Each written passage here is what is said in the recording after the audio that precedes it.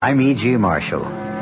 Before you cross our threshold, perhaps I'd better warn you about something.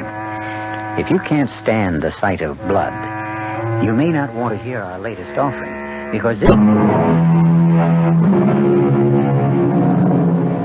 Come in. Welcome. I'm E.G. Marshall. Before you cross our threshold, perhaps I'd better warn you about something. If you can't stand the sight of blood, you may not want to hear our latest offering, because this is a story all about blood. Blood in its three variations of meaning. The blood ties of family loyalty, the blood of violent crime, and just plain human blood. Think you can take it? Very well. Then please come in, pick out a comfortable chair, and try not to be too squeamish. Our mystery drama, Thicker Than Water, was written especially for the Mystery Theater by Henry Slessor and stars J. Gregory. It is sponsored in part by Buick Motor Division and Anheuser-Busch Incorporated, brewers of Budweiser. I'll be back shortly with Act One.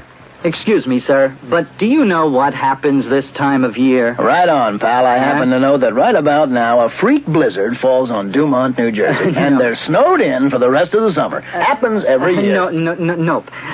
You see, what happens this time of year is that you can get a particularly good deal on what is perhaps the most luxurious mid-size car on the market, the mid-size Buick Century Regal. Well, what good's a car when you're hopelessly snowed in? Well, that's a point.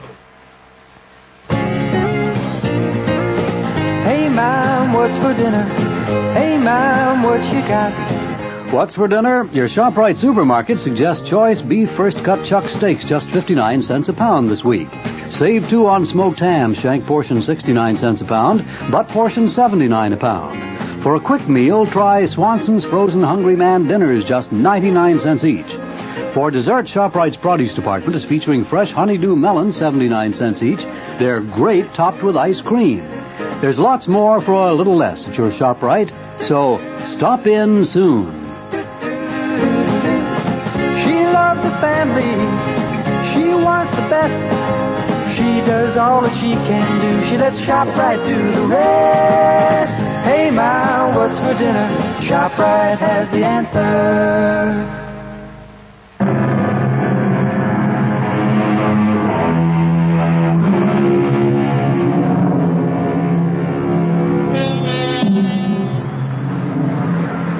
You're listening to what some people think of as jungle noises. But in this case, the jungle is what they think our large metropolitan cities have become. Stalking places for predators who prowl the darkened streets, the foliage of our parks, the isolation booths of our elevators and hallways, looking for victims to satisfy their greed, their hunger, or their simple lust for blood. But the well-dressed man who walks down this particular dark and quiet street, in a neighborhood of crumbling tenements and menacing shadows, doesn't seem to be aware of lurking danger. Until danger stops lurking and strikes. Hold it, mister. What is this? Oh, shut up. Shut up and hand it over. The wallet. Where's the wallet? Here. Give me that.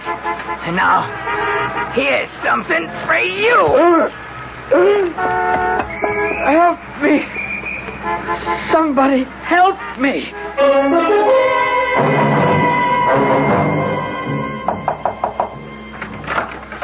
May I come in, boss? Yes, come on in, Olga. Thanks. I didn't bring you any flowers, but from the looks of this room, you didn't need any. I wish somebody would get them out of here. Place looks like a funeral home. Well, is it all right to ask how you feel? Go ahead and try. How do you feel? Don't ask. Oh, I knew I'd fall for that old gag. No, seriously, Nick, how are you? You certainly look like your old self. Yes, I'm my old self, Olga. With something extra. An 8-inch gash in my side. Oh. Fortunately, it wasn't very deep. They keep telling me I'll heal nicely. Whatever nicely means. Oh, you poor man. Why did this have to happen to you? Why not? People get mugged in nicer parts of town than the place I was at. I guess the police were right. About what? They asked me why I was dumb enough to be walking around that neighborhood like a fat cat at 11:30 at night. They say I was just begging for it. Why were you there? I told you. I had an appointment with Roy Otis. Talked to him about the Parsons case. I thought I could get him to drop the charges if I went to his home personally and reasoned with him. Funny thing is, I succeeded. I was feeling so pleased with myself that I didn't think about what I was doing. So you walked right into the arms of the mugger. I don't know what I'm going to do with you, boss. I suppose you've seen the morning paper. No, I haven't. Story in it? Of course, the story's in it. And guess what they say? I can imagine. Legal defender of muggers gets mugged. I'm sure they got a big kick out of that. Headline writers dig irony. Well, they don't actually call you a defender of muggers, but you are sort of number one in the field, aren't you? Roy Otis, that Wilson boy, the Fredericks case. I never meant to specialize. And I can tell you one thing. It'll be a long time before I go to court to defend some knife-wielding punk. I knew you'd feel that way. Can you blame me? No, I guess I can't, but that isn't going to satisfy Mr. Bleeker. Who? Well, don't you remember all those phone messages I've been giving you for days from Mr. Arnold Bleeker? Yes, I remember the name. I told you to tell the guy that I'm hardly in any position to take on a new case. Well, from what you said about your condition, you will be going back to work soon, right? Yeah, I'll be back at the old desk in a week, I guess. Well, that's what I told Mr. Bleeker. Olga, will you please explain that funny look on your face? It's because Mr. Bleeker wants you to defend his son. He's desperate to have you defend him. What's his son charged with? Mugging, of course. What else?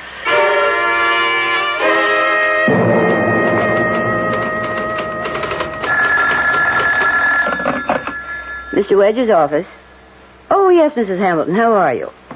No, he's in conference at the moment, but I think I know the answer to your question. The hearing will be held at the municipal court on the 27th. Oh, yes, of course. And Mr. Wedge will be talking to you before then. Yes, I'll tell him. Goodbye. Good morning. Oh, hello, Mr. Bleeker. I guess you're not so happy to see me, are you, miss? Well, it's not that, Mr. Bleeker. It's just that, well, that I've told you it won't do any good. Mr. Wedge simply isn't able to take any more clients at the moment. Look, I gotta get a lawyer soon. I gotta have a lawyer right now. The judge told me either I get somebody or the court will appoint somebody. Well, you could do a lot worse than a court-appointed attorney, Mr. Bleeker. Even Mr. Wedge does that sort of thing now and then. He does? Yes. Most criminal lawyers do. Well, without fees. Well, then, let him do it now. For me, for my son. But I'll pay him. I'll pay him anything he wants. Really, Mr. Bleeker, it isn't a matter of money. Yeah, I know. You look at me, you see a poor man, but I'll pay. I'll get the money somehow. Olga, do you still have the file out on the Fredericks? Mr. Wedge, please. I gotta talk to you. I've been trying to talk to you for days. Would you be Mr. Bleeker by any chance? I'm sorry, Nick. I told the man Please, that you let couldn't me say 10 words to you. Haven't you got the time to hear 10 words from somebody? All right, Mr. Bleeker, come on in. Thank you. Have a seat. No, I'll stand. I'm too nervous to sit down. Mr. Bleeker, I can save you some words. I know about your case. I know that your son has been arrested for stabbing that man. Only he didn't do it. That's the thing. It was somebody else, and they arrested my Benny. Well, I'm not saying that isn't possible. I know it's true. My son told me it was true, and I believe him. Oh, that's fine. That's the way it should be between a father and a son. But if he really is innocent, Mr. Bleeker, the chances are excellent that he'll go free. No. The chance is rotten. The way things look, there's almost no chance. That's why I need somebody like you. Somebody who got other boys out of trouble. I'm not a mastermind, Mr. Bleeker. Yeah, but you got them all off. All those other boys. I heard about you. I asked around. I talked to all kinds of lawyers, and they all said, you get Nick Wedge. Nick Wedge will get your boy off. Well, as I said, if he's really innocent, any decent attorney... I'll pay you what you want, anything. Just get my little boy out of that place. He's not too little, is he? 18? He looked me straight in the face and said, Pop, I didn't do it. I didn't knife that man. You believe me, Pop? He said, I'm swearing it. On Mother's grave. Mr. Bleeker, I'm really sorry. My schedule is full, and I was hoping to get away for a vacation at the end of the month. You see, I had a little accident myself recently. Papers made it sound so bad. They said there are witnesses. They say people saw Benny with the knife in his hand. How could they say that? People, strangers, why would they say that about my boy? Mr. Bleeker... I Don't say he's an angel. He runs around, he fights. Boy without a mother, it's a wild boy sometimes. Now, what can I do? I got a 24-hour business. I drive a fuel truck. I'll sell it, Mr. Wedge. You can have whatever I get for the truck. Mr. Bleeker, listen to me. After you started coming here, I looked into the case as much as I could. I can tell you this much. It's not going to be easy to prove innocence. Maybe impossible. But it is a first offense. And with a charge of armed robbery, well, the court might be lenient. So you looked into the case, huh? You didn't look far enough, Mr. Wedge. You didn't keep up. What do you mean? The man who was stabbed, he died last night.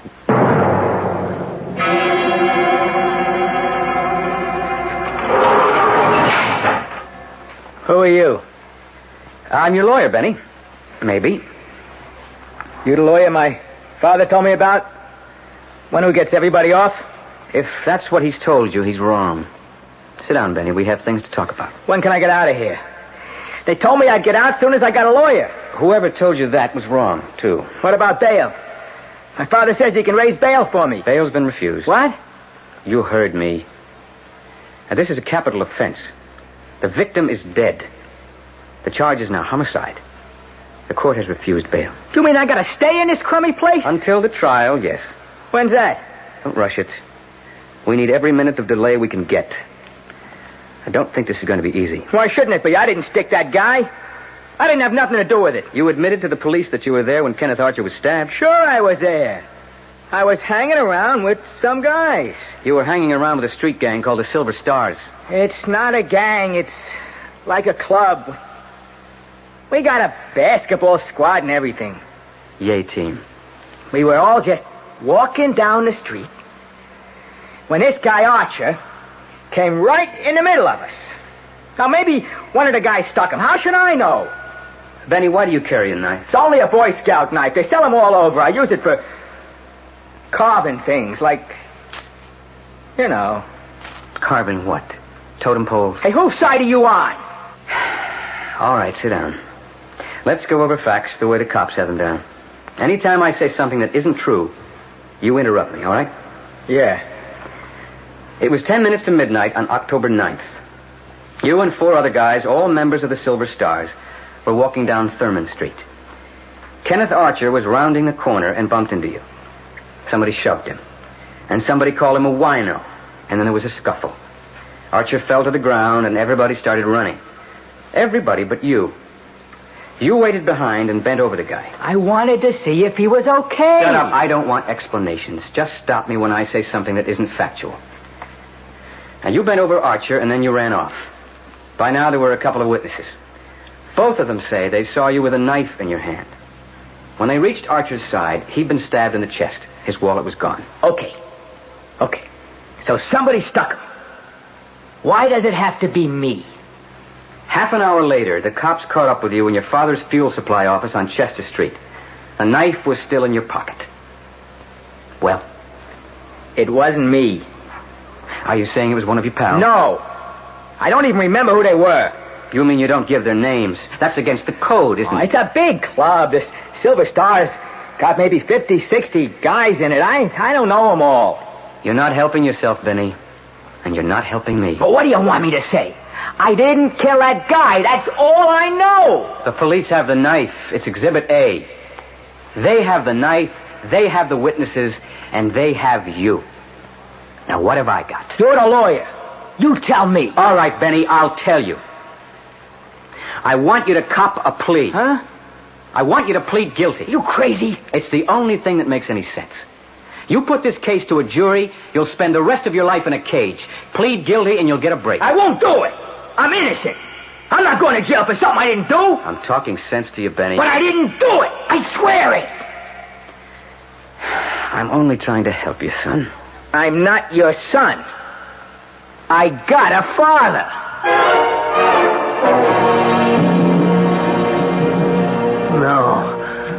No, Mr. Wedge, don't say that. You can't give up. You've got to help my boy. Oh, that's what I'm trying to do. I know how you feel about kids like Benny. I know what happened to you. Well, that has nothing to do with it. If your son won't take my advice... But if he takes your advice, if he pleads guilty to second-degree murder, he'll go to jail for sure, right? Yes, he'll go to jail. For something he didn't do. Mr. Bleeker, I know you're his father, but that doesn't give you the right to ignore the facts. Look, a father's faith is a wonderful thing, but it's not a defense. Yeah. You're right. I don't know what I'm talking about. I better go. Mr. Bleeker. Yeah? All right. It's the dumbest decision I ever made, but we'll plead not guilty and then wait for a miracle.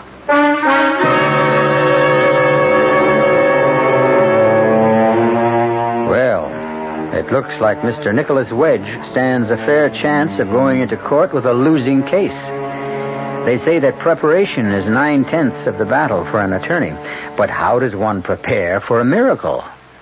We'll find out shortly when I return with Act 2.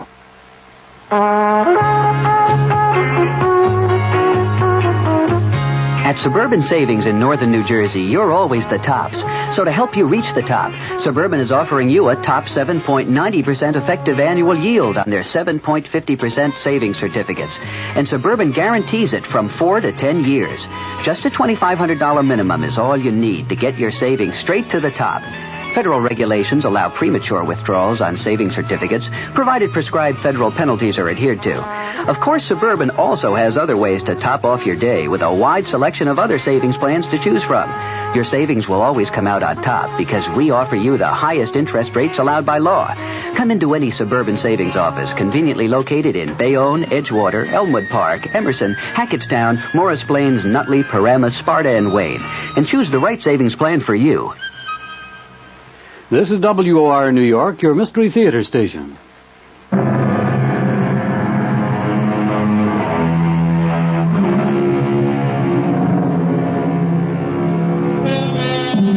Here we are in the Criminal Courts building downtown.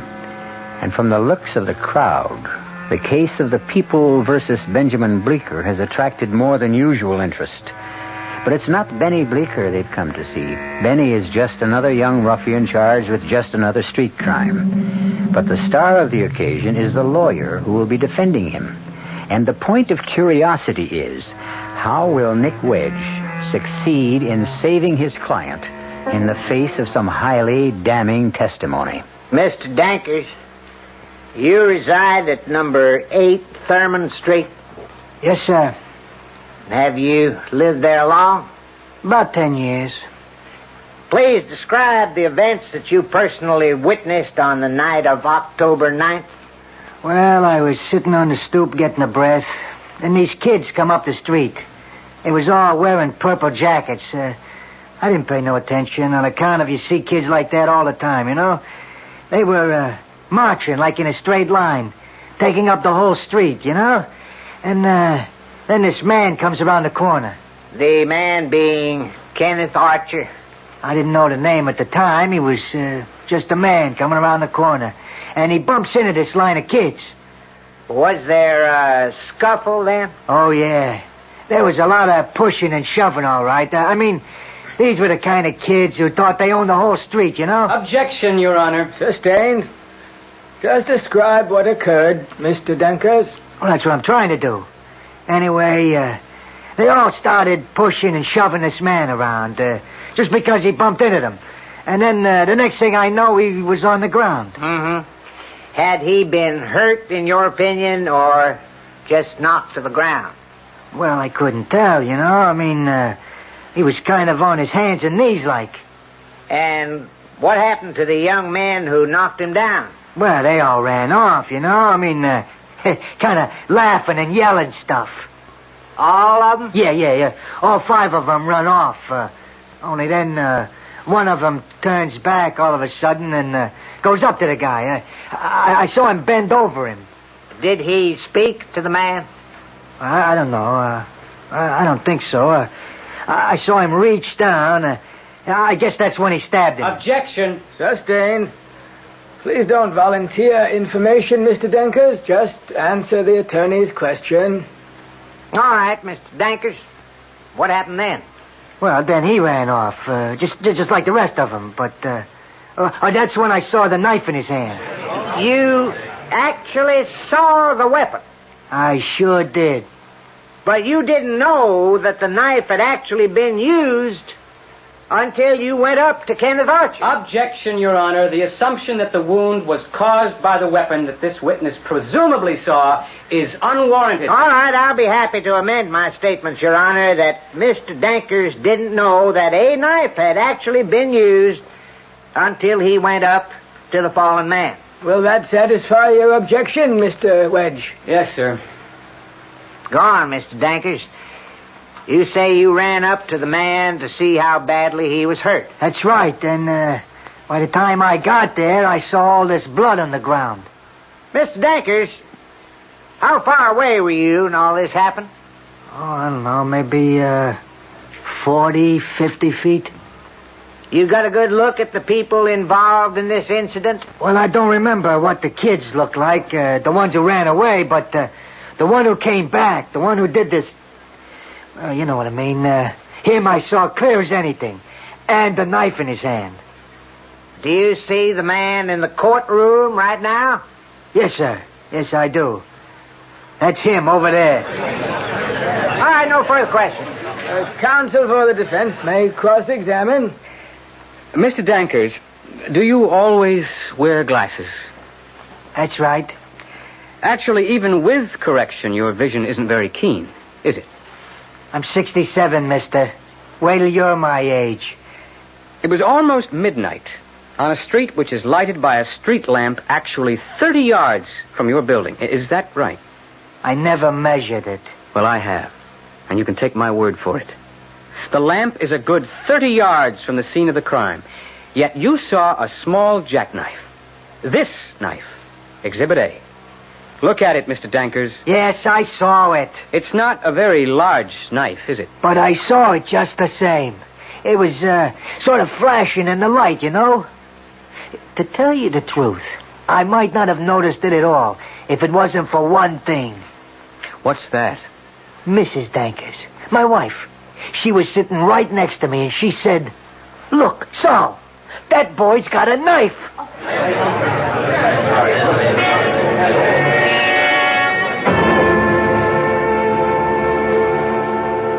All right, Benny. Let me get this straight. You claim that you don't remember the names of the other boys who were with you that night. That's right, Mr. Wickers. Even though they were members of your own gang. Pardon me. Your own social club. I just met him. I mean, look, see, we all came out of this movie together. I mean, I didn't even talk to him. Mm-hmm. I see. Benny, you do carry a knife, don't you? Yeah. I mean, yes, sir.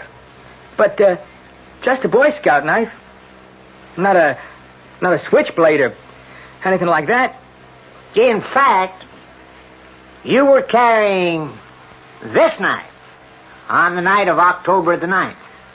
Well, yeah, I always carry it. In fact, it was still in your pocket that night when the police picked you up. Yes, sir. By the way, son, were you a Boy Scout? Who, me? No. Uh-huh. No further questions, Your Honor.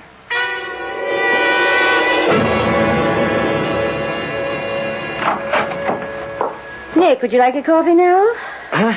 Oh, yeah, Olga, bring it in. If you have some whiskey, bring that in, too. In fact, forget the coffee if you got whiskey. Oh, sorry, boss, but it has to be coffee. All right, thanks. Nick, it's not going so well, is it? Well, that's the understatement of the year. Do you think you made a mistake putting the boy on the stand? Well, I didn't know what else to do. I don't have any rebuttal witnesses. I don't have anyone to get up there and say that Benny Bleeker didn't have that knife in his hand. That he didn't kill Kenneth Archer. I figured the kid's own sincerity had to be my witness. Well, do you really think he came off sincere? What do you think? Me? Oh, I just sharpen the pencils and make the coffee, and judging from your expression, not very well. Well, it's not the coffee. It's me. I've got a bad taste in my mouth. It's called premonition of disaster. You're going to lose, aren't you? As far as I know, there's only one person in the whole world convinced of that kid's innocence. Unfortunately, that person is his father. Too bad you can't get him on the stand. He won't make a convincing character witness. Although he did a good job on me, didn't he? If it hadn't been for that guy, I'd never have taken this case. Nick, do you know something? You don't look well. Losers never look well. When this is over, you ought to see your doctor again. Maybe that knife wound is acting up. A head shrinker, that's what I ought to see. No, I mean a doctor. You know something? It's a thought. Maybe I ought to see Doc Haggerty. Who's he? Well, you remember Haggerty on the Hofstra case, 1969? Oh, well, he's not the kind of doctor I mean. He's a sort of biochemist, isn't he? That's right. He's got an office at Dugan Hospital. Olga, I'm going out. If anybody wants me, I'll be back around 4. You mean you're going to see him now? Yes. To find out if he's got any good medicine.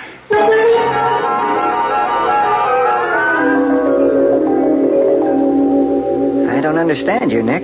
You say the police have already examined the boy's knife for bloodstains using the standard benzodine test. That's right. It didn't show any. But that didn't mean anything. They claimed that naturally Benny would wipe the knife clean. Well, that stands to reason. But you told me once that there was a more sensitive test for bloodstains, remember? Yes, there's another test. It's called the reduced phenolphthalein test. It's far more sensitive, in my opinion, but it's not universally accepted. Why do you ask? Doc, I want to make that test. Well, all right. Get me the boy's knife. I can't do that. It's court property. Exhibit A for the prosecution. But could you demonstrate the test for me with another knife? One just like it. I suppose so. If you have one like it. I do, right here. I picked this up on the way over. It's identical to the knife Benjamin Bleeker carried. Pretty cheap, too. $1.98. Well, the cheaper the better. Why do you say that? I'll show you. First, I'll mix up some of the reduced phenolphthalein solution. Then, when it's done, we'll dip the knife blade into some whole blood, wipe off every trace, and dip it into the solution. And even after it's wiped, a stain might appear? Well, that's what I meant by a cheap knife being better. In a cheap knife, the blade is porous, so it retains microscopic quantities of blood. Even after it's wiped off. Well, let's see what happens, huh?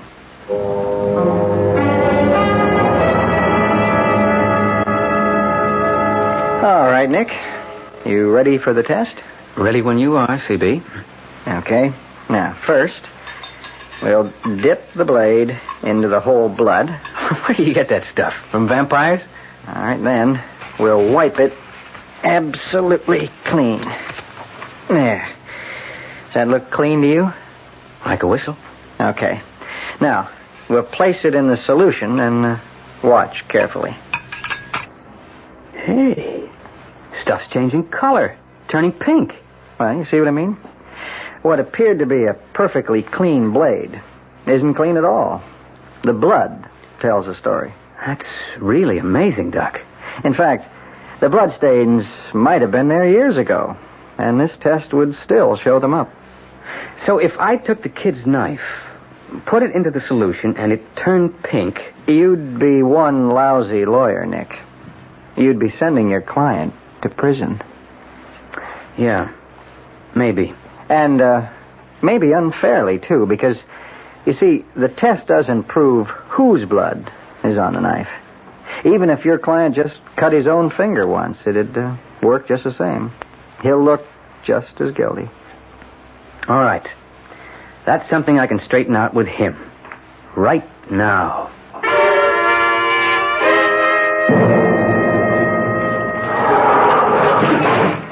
Hello, Benny. Hi, Mr. Wedge. Benny, I want you to listen to me very carefully. I got something important to ask you. I've got an idea that may save your skin, but I have to know something. And it's got to be the truth. What is it? There's a test, Benny. A test that can determine whether or not there was ever blood on that knife of yours. Ever. Understand? Yeah. So what? Well, I intend to make that test in court tomorrow. If it's negative, the jury will know that you didn't kill Kenneth Archer. Oh, I don't understand that kind of stuff. I'm not asking you to understand. If you stab that man, a jug full of chemical is going to turn pink, and you can kiss your freedom goodbye. But there's something else. If you ever cut anybody with that knife, even yourself, that chemical will turn pink. So, I want you to tell me now, was there ever blood on that knife? Hey, you're trying to trick me? Answer the question. I told you I didn't cut that guy. Benny. No, it was brand new. I never cut nothing with it. Are you sure? Absolutely sure. Not even your own finger. No. You can fool me, kid, but you can't fool a test tube. I'm telling you the truth. All right, Benny. We'll see how true it is. We'll give that knife a bath tomorrow. And God help us both if you lied to me. Well, it looks like Nicholas Wedge is facing a real test in that courtroom tomorrow. He'll be putting his own convictions on the line in order to avoid conviction for his client. Personally, I plan to attend that court session, and you will too, simply by staying right where you are, until I return shortly with Act 3. When you say Budweiser, when you say Bud, you say a lot of things nobody else can say. When you say Bud, you've gone as far as you can go to get the very best. When you say Budweiser, you tell the world you know what makes it all the way. When you say Bud, you say you care enough to only want the queen of beers. There is no other one. There's only something left, because the king of beer is beating all the rest. When you say Budweiser, you said it all. Anheuser-Busch, St. Louis.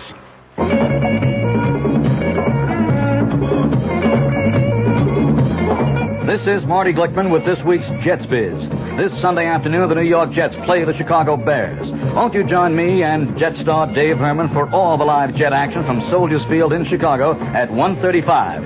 That's 1:35 for the Jets-Bear game this Sunday afternoon right here over WOR Radio, flagship station of the Jets Network.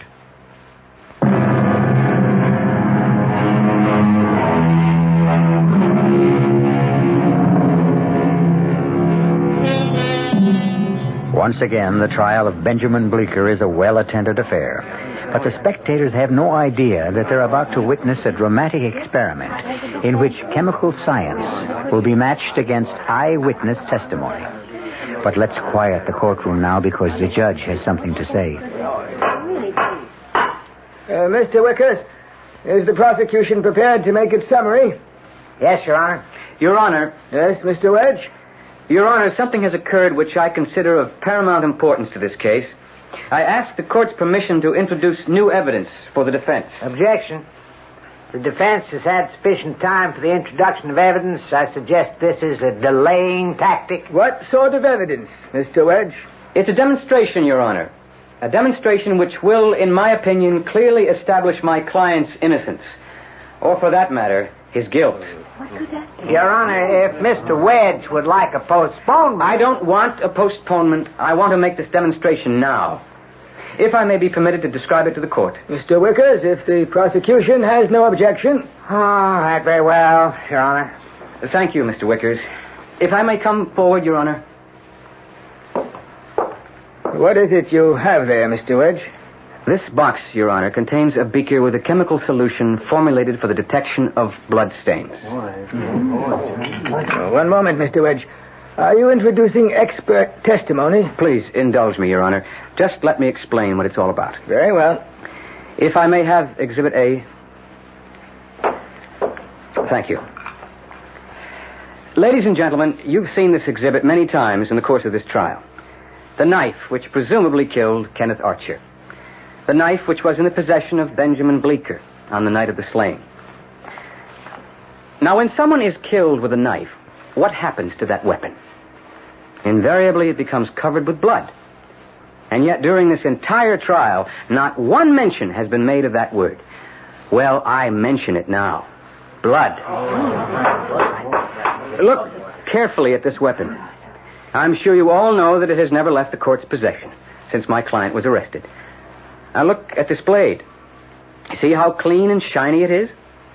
That's not surprising. The knife is new, purchased only a few weeks ago. But what may surprise you is that this clean, shiny blade can still tell a story of guilt or innocence. For as every chemist knows, there is a virtually infallible test which can determine whether an object of such porous metal has ever touched even one drop of blood. Your Honor, I intend to prove once and for all whether I have been defending a young man falsely accused or a lying murderer. I intend to dip the blade of this knife in a solution of reduced phenolphthalein, the most sensitive of all blood detection chemicals. One moment, Mr. Wedge. Yes, Mr. Wickers. You say that this beaker contains what? Well, I'll try to pronounce it a second time, Mr. Wickers, although the first was tough enough. Reduced phenolphthalein. And how can we be certain that it contains this, solution? Could be lemonade, as far as we know. I have a statement here from Dr. Harold Haggerty of the Dugan Hospital, testifying as to the contents. One moment, please. If you plan to produce expert testimony, why isn't that expert here to testify? I don't plan to call a witness, Mr. Wickers. I plan only to make this test. But you are aware that the accepted blood test in this county is the benzidine test, which is... If the prosecution will allow me to conclude my statement... Mr. Wedge, do you presume to be a greater expert in forensic chemistry than the county police laboratory? I'm not presuming anything. I'm telling you that if the knife blade turns this solution pink, it will prove beyond a doubt that there was blood on Benjamin Bleeker's knife. But if it remains clear... Your Honor, objection. State your objection, Counselor. This is the most ridiculous and flamboyant thing I've ever seen in the courtroom. The police laboratory has already made the standard test of the weapon and found no bloodstains on the knife. It was wiped clean. But, Your Honor, the sensitivity of this test At no time during this trial has the prosecution denied that absence of bloodstains. Mr. Wedge is planning to demonstrate something we already know, using a test which is not accepted as standard laboratory procedure. I suggest that this so-called demonstration is pure theatrics, intended to mislead and confuse the jury. Mr. Wedge, the court must agree with the prosecution. You are not a qualified expert in forensic chemistry. Mere corroboration of the police laboratory report is gratuitous evidence which must be considered inadmissible. But my client was willing to have me make the test. Don't you see? He knew the chance he was taking. I'm sorry, the demonstration is improper. The objection is sustained. But, Your Honor... Sustained, Mr. Wedge. You cannot make the test.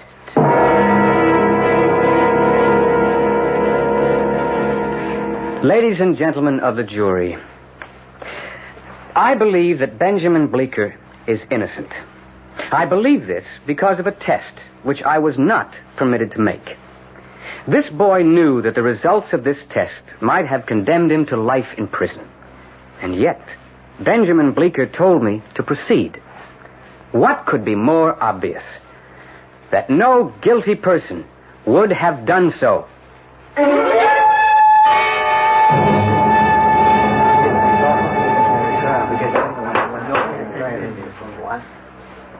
Will the foreman of the jury please rise? Has the jury reached its verdict in this case? We have, Your Honor. How do you find the defendant, Benjamin Bleeker? Guilty or not guilty? We find the defendant not guilty.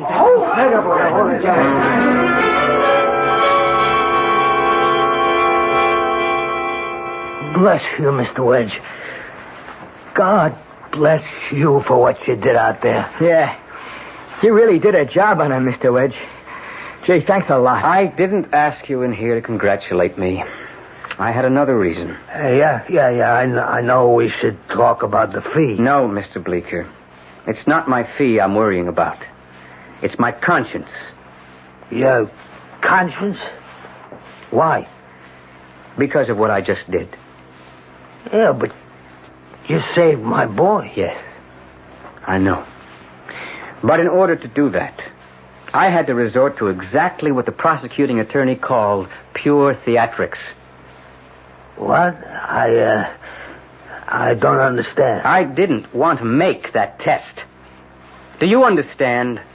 I didn't want to make it. Didn't even plan on making it. I would have had to, I suppose, if there was no objection. But that was the chance I took. So wait a minute. You didn't want to? If the stuff in this beaker had turned pink, it would have been all over for your son. I was counting on the prosecution objecting. I wanted their objections because I thought the jury would be impressed simply by the fact that we were volunteering this experiment. Yeah, but if you had made the test, it would have been all right, too. How do you know? Well, because it would have been. Because what my son said was true. Well, there's only one way we can really know that, isn't there?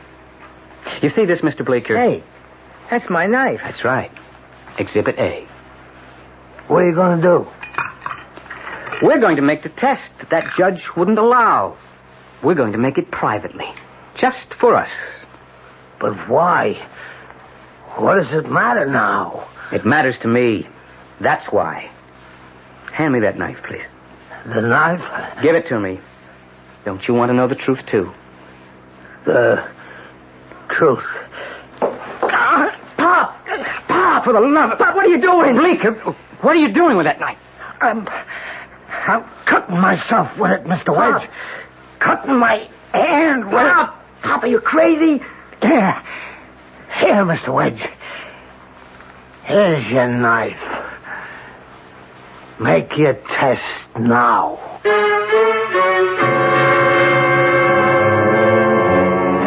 Well, that's what I would call a bloody good demonstration of fatherly affection. Maybe Nicholas Wedge will never know whether his client was guilty or innocent, but he'll never forget that he's seen vivid proof that blood is, indeed, thicker than water. I'll be back shortly. Pardon me, miss. Can you tell me what happens this time of year? Rhubarb reaches its peak. Nope. Muskmelon reaches its peak? No. Does it in any way involve something reaching its peak? No, not really. Oh. What happens this time of year is that you can get a really outstanding deal on Buick's small but surprisingly elegant Apollo. And with what's happening to prices, you may never have a better chance to buy a Buick, huh? Hey, I know what happens. Yeah? The buzzards come back to Hinckley Ridge, Ohio. Oh. I hadn't thought of that. Our cast included Jay Gregory, Robert Dryden, Bob Caliban, Grace Matthews, and Ira Lewis. The entire production was under the direction of Hyman Brown. Radio Mystery Theater was sponsored in part by Anheuser-Busch Incorporated, Brewers of Budweiser, and Buick Motor Division. This is E.G. Marshall inviting you to return to our Mystery Theater for another adventure in the macabre. Until next time, pleasant dreams.